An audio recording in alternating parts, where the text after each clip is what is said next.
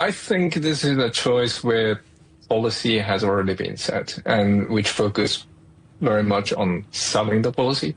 So you would have personalities that are able to connect with the voters and and the Congress perhaps, rather than actually devising policy. We don't see much policy experience behind any of these names we've seen so far.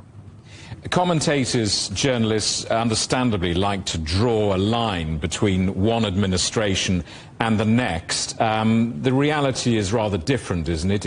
It's rather blurred. Indeed. There is a tradition for at least the last 30 years about having a smooth transition and continuation of government. And I think this is something that has been going on for quite a bit. And also we need to remember that on a technical level, below the level of assistant secretaries, they are actually not swapped. They stay on their posts. So there is a continuation. And also we should remember that in many areas there is a huge overlap, especially in areas like how you relate to China and Europe between the Biden administration and the Trump administration. The Biden administration didn't barely change any of the trade policies or the economic policy, didn't actually revert on, for example, on the tax reforms that Trump administration put through in 2017. Well, let's talk about that. That's the past. Let's talk about the future. How might this cabinet's approach to foreign policy in particular, China in particular, differ from previous administrations?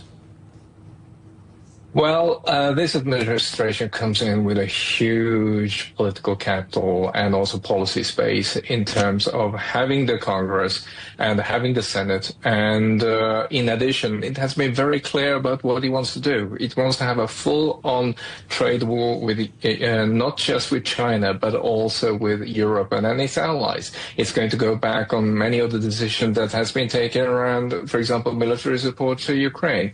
That basically means what we can see now is that as long as Trump administration is going to hold on, Republicans and the Trump administration are going to hold on to the support of the House Republicans, it's going to be very front-loaded on areas where Trump is going to need the support of the House, which basically means taxes, budget, and anything related to that, and also trade.